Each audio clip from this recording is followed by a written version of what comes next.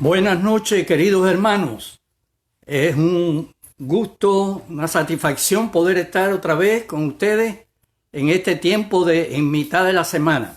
Estamos aquí para volver nuestro rostro a la palabra de Dios y ver qué nos dice ella para nuestra necesidad espiritual.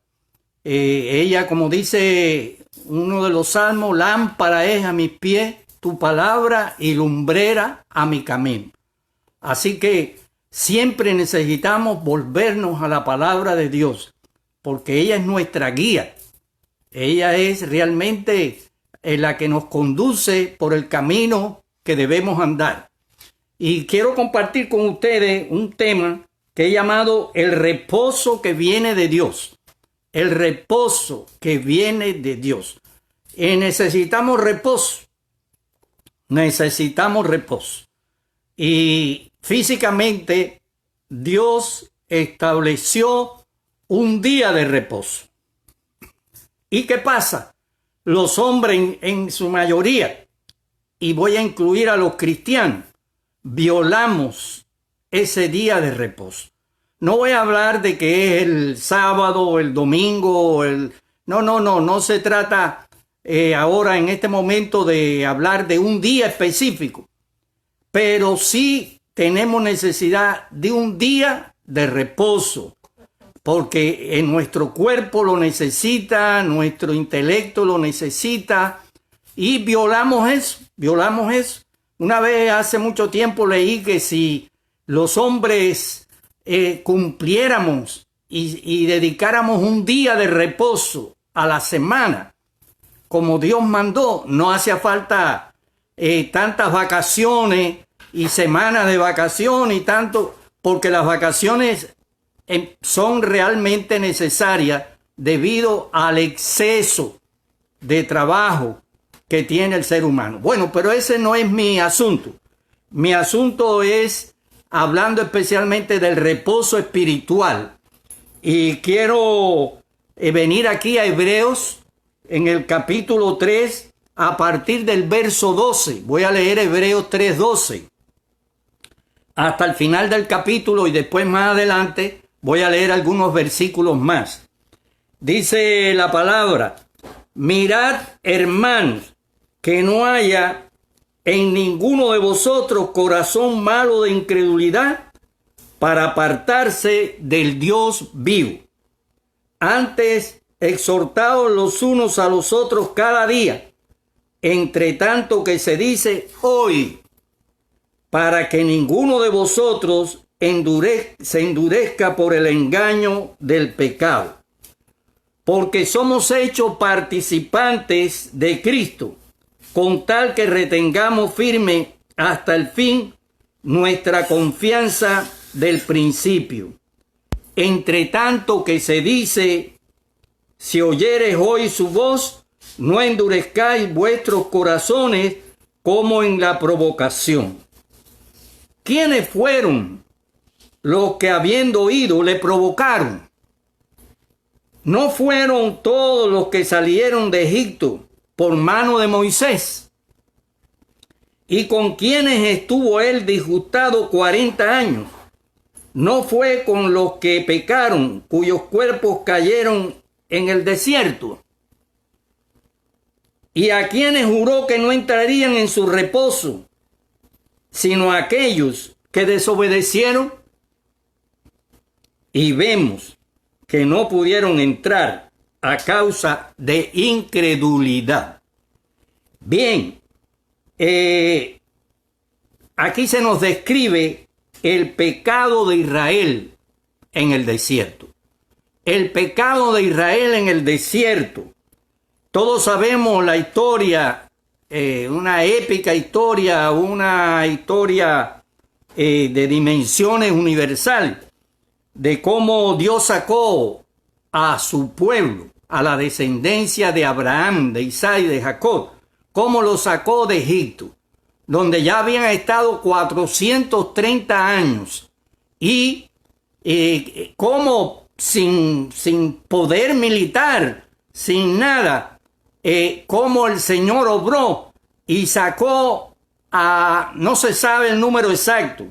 Se estima más de 1,5 millones, 2,5 millones, algunos dicen hasta 3. Hay distintas opiniones, pero eran millones. Era un grupo muy numeroso, hombres, mujeres, niños, inclusive con Israel salieron muchas personas que no eran de la nación de Israel. Muchos extranjeros se sumaron de muchos lugares, dice la Escritura. Bien, pero ¿cuál fue el pecado más grave de Israel? Dice el versículo 12 que el pueblo en el desierto tuvo corazón malo de incredulidad. Corazón malo de incredulidad. Dice el capítulo 3, verso 2. Bueno, eso es algo muy serio. Ellos vieron muchas cosas que la gente siempre quiere expresar. Yo quiero ver para creer. La gente anda detrás de milagros todos los tiempos, todo hasta nuestros días, en todos los momentos, detrás de milagros. Dios hace milagros, no ha dejado de hacer milagros, pero a Dios no le satisface que le sigamos por milagros. He visto algunas congregaciones que se anuncian y tienen los letreros, los signs afuera, y dice, venga a buscar su milagro. Y noche de milagro. No. Cualquier día puede ser día de milagro. Nosotros no fabricamos los milagros, los hace el Señor. Ahora, allí hubo muchos milagros. Los milagros de las plagas que vio no solamente el pueblo de Egipto, sino también el pueblo de Israel. Vio las plagas y no las sufrió. Cuando hubo una plaga de las tinieblas, todo Egipto tuvo tiniebla. Dice que 3 días no se levantaron, no salieron, porque no se veía nada, ni las manos se veían ellos. Pero donde estaba Israel, en la tierra de Gosén, había luz. Todas las plagas no llegó a Israel. Vieron después el cruce del Mar Rojo, un mar delante, y los farallones de las montañas al lado, no había cómo pasar. Y Dios ordenó a Moisés, tiende tu vara. El mar se abrió, pasaron en seco. Los egipcios se creían que eso era un paseo, iban detrás. Pero después que los israelitas llegaron a la otra orilla, las aguas se unieron y todo el ejército de Faraón pereció. ¿Cuántos milagros en el desierto? El maná, que todos los días, después de algún tiempito, apareció el maná que Dios les dio. Cada mañana tenían que salir al campo y recoger aquel hojaldre.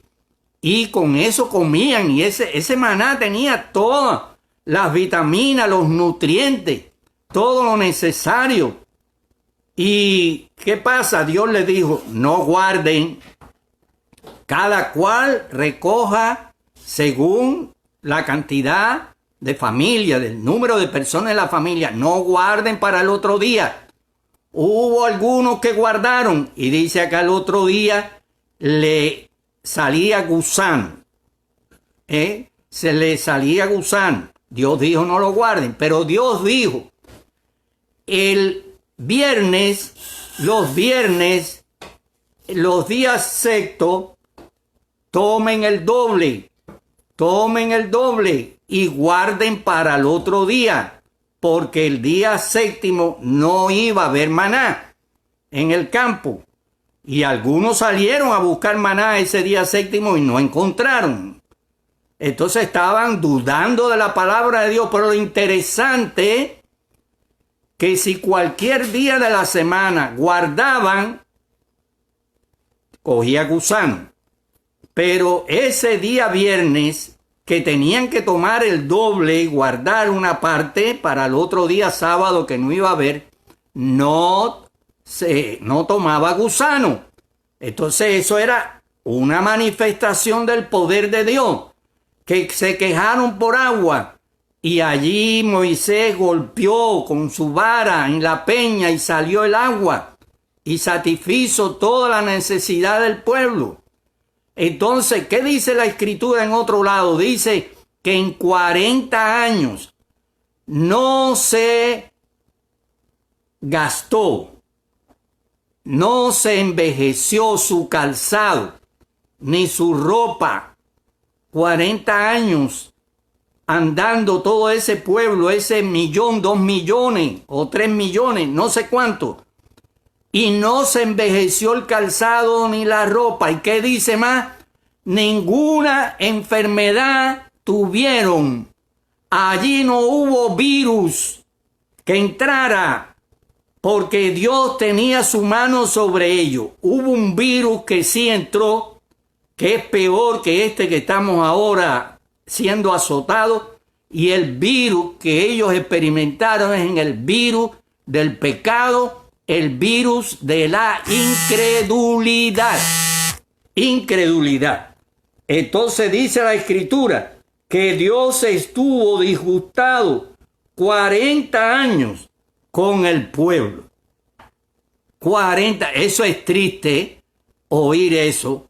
Yo no sé si a ustedes que me están escuchando, que me están viendo, les agrada que haya personas disgustadas con ustedes. Un vecino disgustado, un familiar de ustedes disgustado con ustedes, un hermano de la iglesia, una persona del trabajo con el que trabaja, gente conocida que esté disgustada. Eso no es bueno, no es agradable. Y más si son muchos. Ahora bien, ¿y qué si fuera Dios el que estuviera disgustado con nosotros? Pues Dios estuvo disgustado con Israel, dice la palabra, 40 años, que fue lo que ellos duraron atravesando ese desierto. No porque había que pasar 40 años, no, es que el juicio de Dios hizo que se demoraran 40 años. Normalmente, según el propósito de Dios, hubieran sido en 2 años, pero se les añadió 38 más por causa del pecado. Ahora, Dios juró que no entrarían en su reposo. Ahora, el reposo en ese momento era la tierra que Dios les había prometido. El reposo del cual hablaba el Señor era aquella tierra que le prometió a Abraham, a Isaac y Jacob. Y ahora los llevaba para la tierra. Entonces Dios le dice, no entrarán en mi reposo porque me han disgustado y han quebrantado mi palabra. Entonces, ¿qué fue lo que le sucedió a la nación? ¿Qué le sucedió? Bueno, en el capítulo 4, la segunda parte del versículo, dice así, estamos en Hebreo, estamos en la carta a los Hebreos, capítulo 4, la parte B del versículo dice, pero no les aprovechó el oír la palabra, por no ir acompañada de fe en los que la oyeron. Es decir, hubo un fallo y grande. ¿Cuál fue el fallo?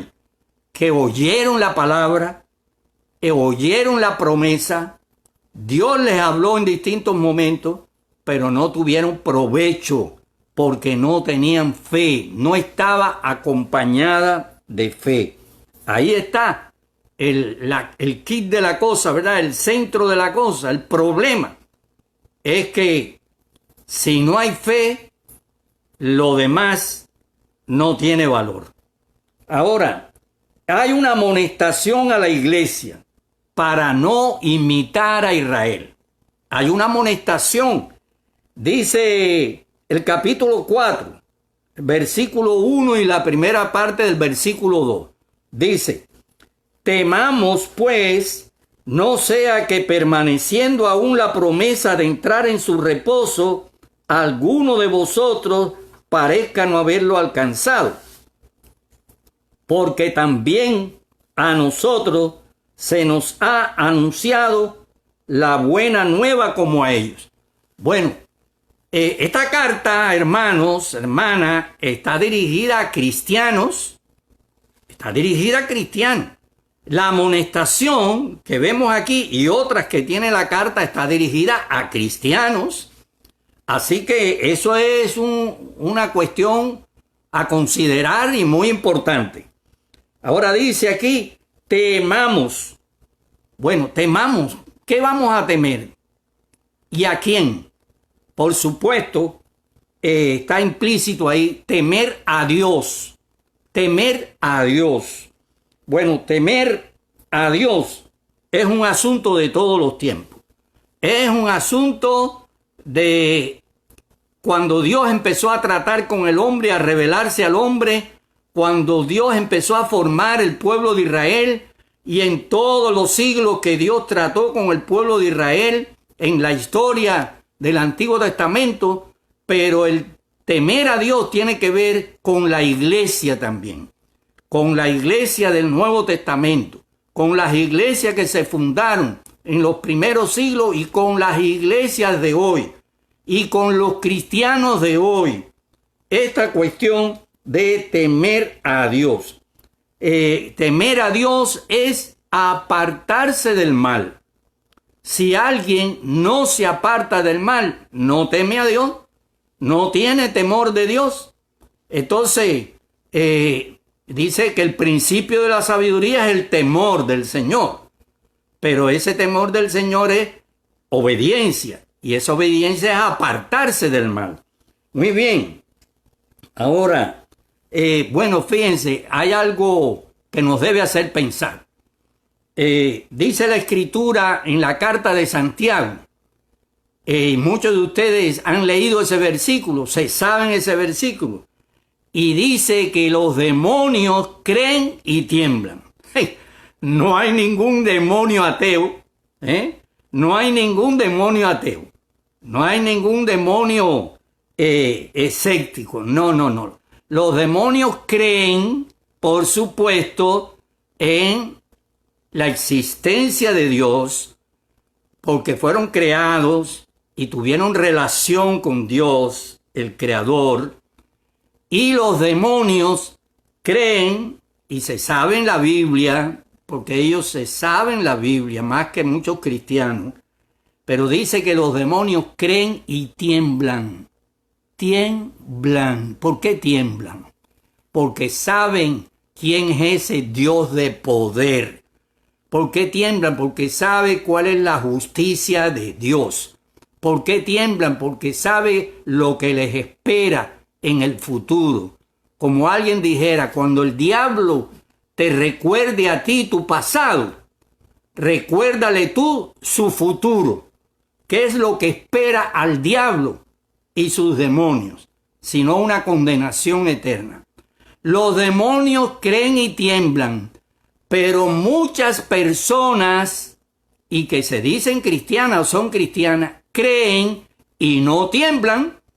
Hay personas que creen en Dios y saben que la Biblia es la verdad y saben que muchas promesas es la verdad, pero siguen haciendo lo malo y lo hacen cada vez que les da la real gana y no tiemblan para nada. Así que son, bueno, bastante más que los demonios. Bien, ahora, ¿qué pasa? La palabra nos dice a nosotros que no debemos endurecer el corazón. Dice capítulo 4, el verso 7.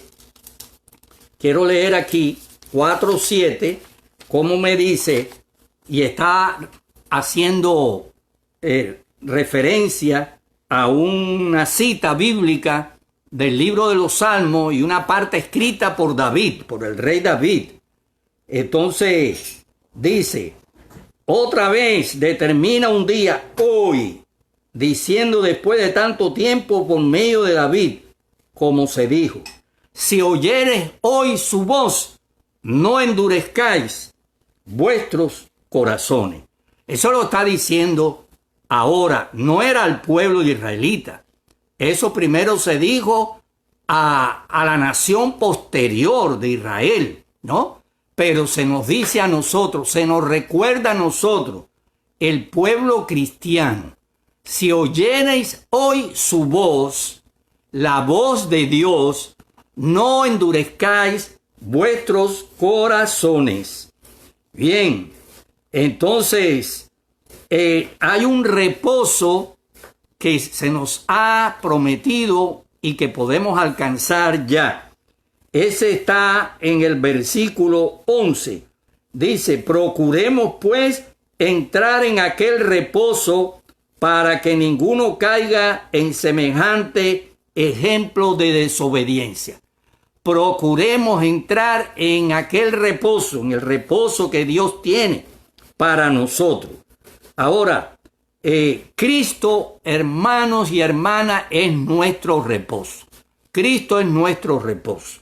Cuando una persona viene a Cristo, confía en Cristo, lo recibe como su Salvador, como su Señor, sabe que es el Hijo de Dios, sabe que murió por sus pecados, sabe que resucitó y que ahora Él está a la diestra del Padre y que viene otra vez y lo tiene como su Señor. Esa persona entró en el reposo. Aunque ahora en nuestro reposo está en Cristo, un día Dios nos va a dar un reposo mucho más perfecto, como dice el final del libro de Apocalipsis, que no habrá más lágrimas, no habrá más llanto, no habrá dolor, no habrá muerte. Bueno, allí hay un vislumbre de un cuadro que parece imposible, parece una utopía, pero es real, va a ser real, porque lo dice el creador del cielo y la tierra, aquel que no miente.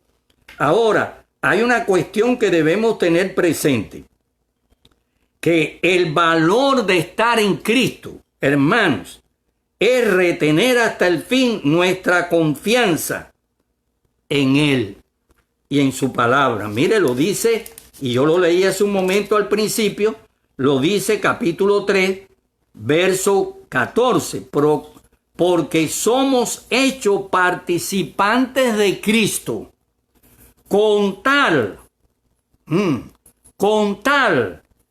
que retengamos firme hasta el fin nuestra confianza del principio.